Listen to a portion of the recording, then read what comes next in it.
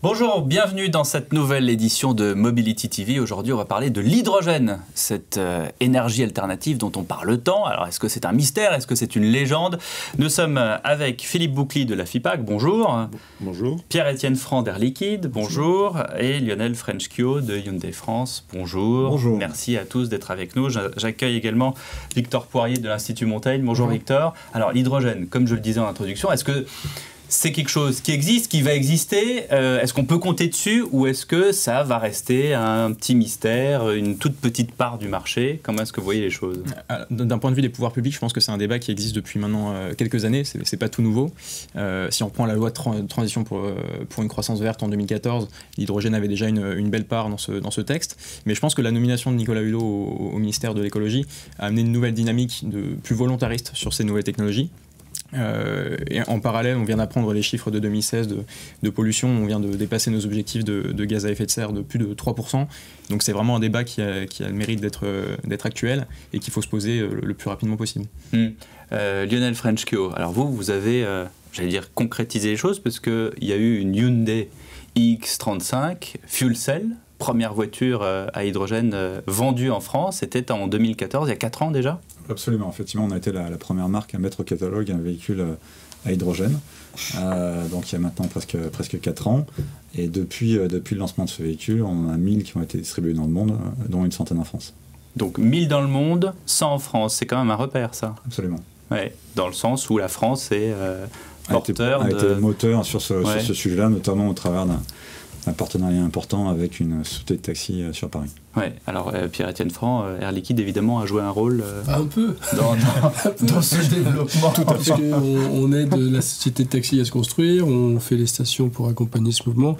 Ce qu'on veut, c'est démontrer à travers ça qu'il est possible d'avoir des flottes zéro émission de taxi dans Paris dans les 10 ans qui viennent. Parce que le taxi hydrogène, il a un mérite, c'est d'avoir une autonomie, un temps de charge qui permettent de le doubler et de tourner tout le temps, quoi. Ouais. Et là, les véhicules fournis par Hyundai, il y en a eu aussi par Toyota, mais Hyundai, effectivement, est le plus large fournisseur de véhicules à hype, montre très très bien. Il y a qui? Il y a Toyota, il y a Hyundai, il y a Honda. Il y a Honda, ouais. Pas en France. Aujourd'hui, en France, je parle du marché français. En France, il y a Symbio FCL, donc petite entreprise qui a entrepris de doubler l'autonomie des Kangoo Z2 en installant une pile à combustible. Et doubler, hein, c'est pas juste... Non, c'est doubler l'autonomie avec une pile à combustible et un réservoir d'hydrogène de 1,5 kg à bord. Bon, l'avantage de la voiture à hydrogène, c'est quand même, c'est le beurre et l'argent du beurre. C'est-à-dire que c'est une voiture électrique et on n'a pas à attendre 12 heures pour qu'elle soit rechargée, Victor. Oui, mais je pense que c'est un des gros blocages de la technologie électrique auprès des citoyens. C'est le temps de charge et puis le temps qu'il va falloir pour attendre si d'autres personnes sont à la borne de charge. Avec l'hydrogène, on a un plein en peut-être 2, 3, 4, 5 minutes maximum. C'est révolutionnaire en matière de technologie électrique. Mais alors, qu'est-ce qui bloque? Pourquoi est-ce qu'on n'a pas de...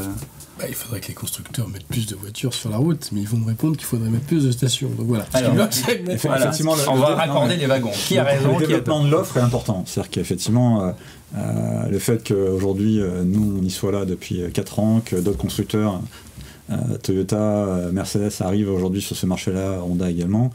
Le développement de l'offre est évidemment important pour développer aussi la demande. Donc ça fait partie de notre travail à nous en tant qu'industriels. Évidemment, le frein est également lié aux infrastructures, parce qu'aujourd'hui, avoir un véhicule hydrogène permet d'avoir un véhicule finalement qu'on peut utiliser comme une voiture thermique. Clairement avec zéro émission, sauf que pour faire son plein aujourd'hui, il y a une station ouverte au public depuis peu à côté d'Orly maintenant, qui a été ouverte par un Air Liquide, mais c'est vrai que les infrastructures sont aujourd'hui nécessaires pour continuer à penser le développement. La centaine de voitures qu'on a vendues nous sur le marché français ont été surtout vendues à des institutionnels ou à la société de taxi Hype, donc c'est vrai que pour pouvoir continuer à développer cette partie-là du marché, l'infrastructure est importante. J'entends dire que ces stations à hydrogène coûtent très cher à mettre en place. Alors, elles coûtaient très cher, elles coûtent très cher, et demain elles coûteront très cher. Et on reste quand même dans le domaine de... Elles coûtent cher au début parce que, pour des raisons simples, c'est qu'il fallait d'abord développer la technologie. Donc, et puis on faisait 1 ou 2 stations par an, maintenant on en fait des dizaines par an, on fait des séries. Ensuite, le taux de charge joue beaucoup. Si elles ne sont pas chargées, forcément, elles sont beaucoup moins rentables que si elles sont chargées. L'intérêt des logiques de flotte de taxis comme on a ici à Paris, c'est qu'on a des stations comme Orly qui sont quasiment immédiatement chargées. Donc du coup, les logiques économiques commencent à être vertueuses. Et c'est pour ça que les choses sont en train de s'accélérer. Mais on en parlera après si vous voulez. De façon générale, ces technologies d'hydrogène restent chères et donc il faut aller vers la massification, vers des grandes séries de façon à baisser les coûts. Il faut évidemment encore faire de la recherche et développement, mais c'est pas là le sujet. Le sujet majeur, c'est d'essayer de trouver des grandes séries et donc des utilisations intensives, comme disait Pierre-Étienne, à la fois des taxis, à la fois les artisans, toute la logistique du dernier kilomètre, tout ce qui oblige à un usage intensif du véhicule. Mais il faut qui commence. Par qui on commence? Parce qu'à chaque fois, on sera...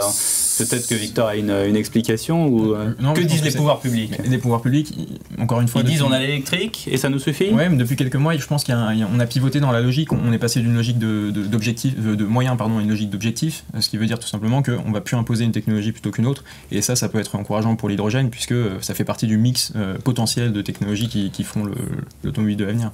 Il y a des déploiements un peu plus massifs en cours dans 3 autres zones géographiques quand même, où là on est sur des infrastructures plus lourdes. On a 100 stations au Japon qui sont en fonctionnement et vous avez 4000 véhicules qui tournent.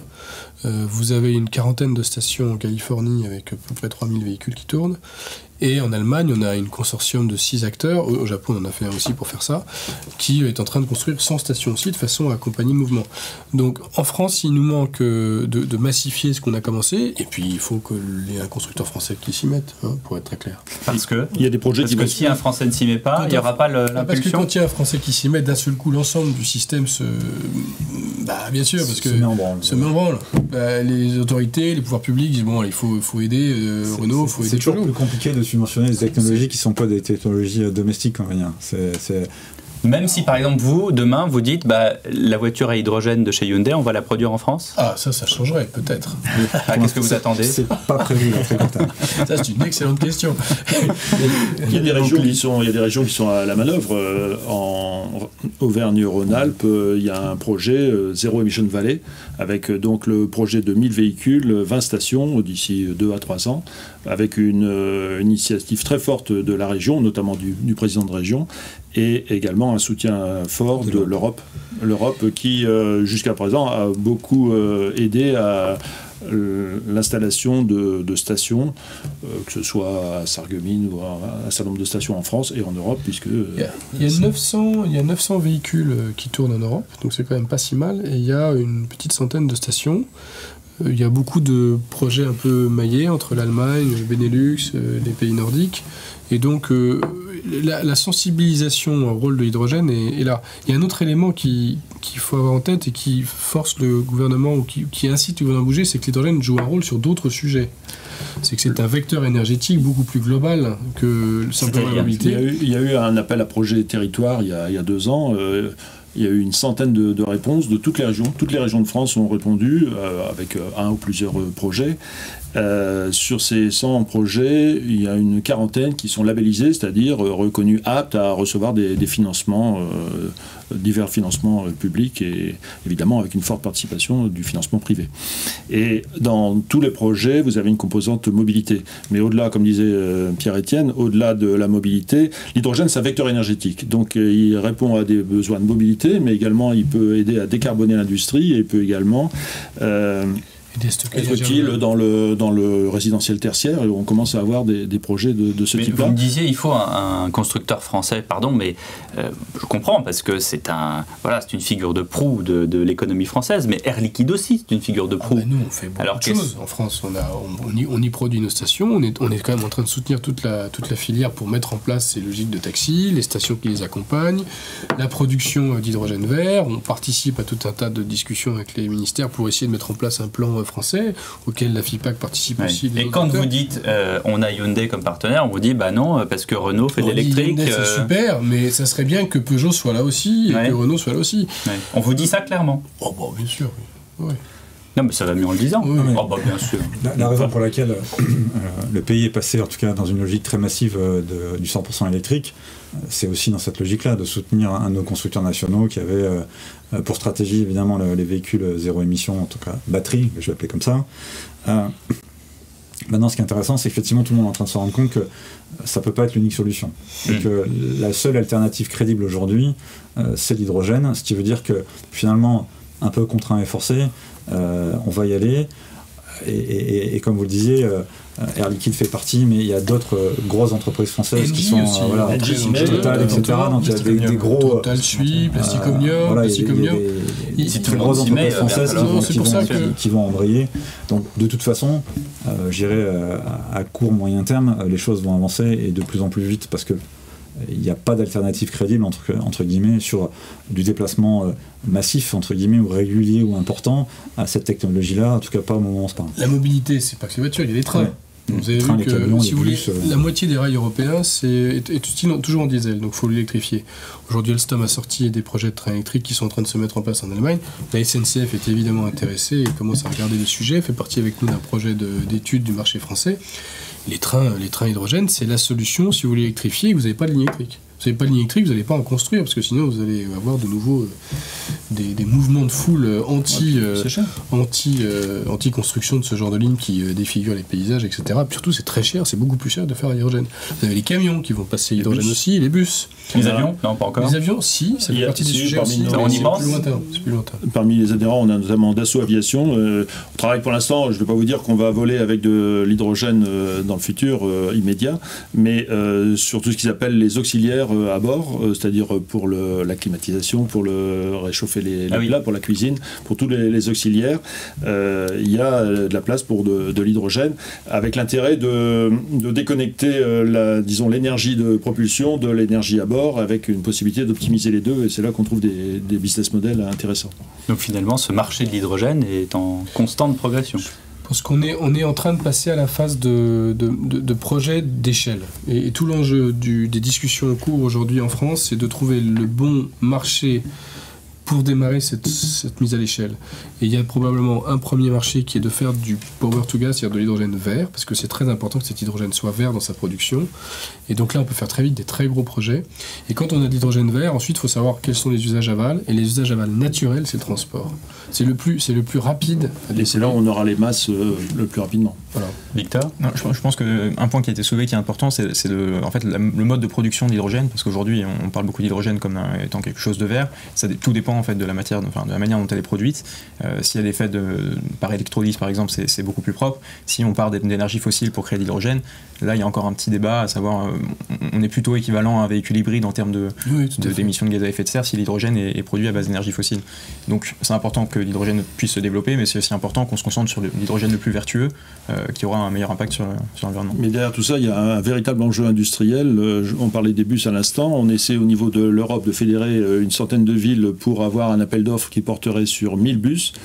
Les Chinois, dans le même temps, parlent de 5000, voire de 10 000 bus. Donc, et ils en ont déjà fabriqué quelques centaines, alors qu'en 10 ans, on a réussi à en mettre 100 sur la route en Europe. Allez, faites preuve quand même de positivité. Les Chinois sont en train d'accélérer et vont nous forcer à accélérer nous-mêmes beaucoup plus. C'est ça, c'est-à-dire qu'on va devoir suivre. Une question, Lionel Frenchko. Alors, ce lancement d'une voiture totalement nouvelle, la Nexo à énergie à hydrogène, c'est quoi ? C'est un pavé dans la mare ? C'est qui même me suivent ? C'est quoi l'idée ? C'est pour continuer à tracer le sillon. Dans les faits, on sait que à très très court terme, les volumes vont être extrêmement limités, mais c'est toujours une manière de montrer et de prouver la pertinence des choix qui sont faits, la pertinence technologique et leur fiabilité. Quand on a démarré avec les taxis sur les I35, je veux dire, il n'y a pas de pire utilisation de l'automobile qu'un taxi. Les voitures tournent à H24, en permanence, on est en ville, on s'arrête, on démarre, etc. C'est aussi une manière de montrer que c'est fiable et que dans la vraie vie, dans la réalité, ça fonctionne. Et il n'y a rien de mieux pour inciter, que ce soit les particuliers ou les entreprises, à aller vers cette direction-là, que leur montrer par l'exemple le fait que ça fonctionne. Et c'est vrai qu'avec les taxis, c'est un très bon exemple. Ça va être une voiture très chère, non ? Parce que la X35 à hydrogène, c'était quoi, 70 000 euros ? On est exactement comme sur les stations. Dans les faits, on en produit peu, donc le coût ramené à l'unité est extrêmement important. Après, encore une fois, quand on deal avec les taxis ou avec les collectivités locales, l'effet de masse y joue aussi. C'est-à-dire que quand on fait 50 voitures à une entreprise de taxi, c'est pas tout à fait le même prix que quand on l'achète à l'unité. Donc c'est tout ça qui joue. Et un petit point qui est majeur avec la Nexo, que j'ai trouvé majeur, c'est que c'était la première voiture autonome hydrogène, et que c'est pas tellement ça, parce que ça c'est très intéressant, en même temps ça reste encore lointain, mais c'est que la connectivité de cette voiture et les enjeux de digital de ces voitures intelligentes génèrent des besoins en énergie qui sont considérables. Bien sûr. Et donc qui rendent l'hydrogène encore plus incontournable que quand ces voitures étaient non intelligentes. Les voitures intelligentes signifient plus d'énergie, donc plus de stockage d'énergie, donc plus d'hydrogène. Par défaut, vous êtes en train de nous dire qu'une voiture électrique tout court, elle aura de moins en moins d'autonomie si elle devient de plus en plus intelligente. Et donc du coup, la batterie sera de plus en plus limitante sur la capacité de faire des voitures électriques intelligentes demain. Et tout ça, ça pousserait les constructeurs à développer... Ça pousse à un mix. Je pense qu'il n'y aura aucune solution qui va prendre 100% par rapport à l'autre. Les deux solutions sont complètement sont complémentaires entre les citoyens qui souhaitent faire des petits trajets et qui peuvent se recharger le soir au travail et ceux qui ont besoin d'une autonomie beaucoup plus importante. On sera sur deux usages complètement différents. Et c'est pour ça que le souhait des pouvoirs publics de n'avoir qu'une technologie par rapport à une autre, c'est dommage parce que je pense que justement ces deux solutions peuvent cohabiter. Il faut avoir une technologie qui soit adaptée à l'utilisation en fait. La conclusion elle est celle-là, c'est de faire aujourd'hui, c'est déjà le cas dans les faits. On avait historiquement le diesel qui était adapté pour les gros rouleurs et l'essence pour les gens qui roulaient moins, même si ça a été un peu dévoyé à un moment donné. Mais la réalité de demain, ça sera exactement ça là. C'est-à-dire qu'effectivement des gens qui ont besoin d'avoir une grande autonomie et de rouler beaucoup, on a parlé des camions, on a parlé des bus, etc. et des gens qui roulent beaucoup avec leurs véhicules. Eux, le 100% électrique tel qu'on le connaît aujourd'hui n'est pas adapté, parce que temps de recharge, parce que autonomie, etc. L'hydrogène est complètement adapté. Maintenant, si je commute, si je vais, je pars de chez moi, je vais travailler, je rentre à la maison et j'ai fait 15 km dans la journée, une batterie avec une petite autonomie n'est pas un frein du tout, parce que je rentre à la maison, je me branche et je peux la charger pendant la nuit. Inversement, moi avec ma trottinette électrique, ça sert à rien que je mette le plein d'hydrogène dedans, j'imagine. C'est pas complètement adapté, mais même s'il y a des vélos hydrogène. Il y a des vélos à hydrogène. Donc vous touchez le bouchon un peu loin. Ça c'est pour des gros rouleurs, non? C'est ceux qui font 200 km pour... Oui, et puis ça sert aussi dans les régions touristiques pour des touristes qui veulent faire des tours. Et des balades. Quand ils reviennent, la recharge, vous n'avez pas à attendre la nuit pour recharger, en 2 minutes. Il faut que ça tourne. C'est-à-dire que si le modèle économique est lié à la rotation... Alors, ça va bien. Il y a débat sur les... C'est une alternative au dopage. Le dopage technologique. C'est le vélo électrique. Merci beaucoup, messieurs, d'avoir participé à cette table ronde sur l'hydrogène. Donc, beaucoup de choses à venir sur ce sujet.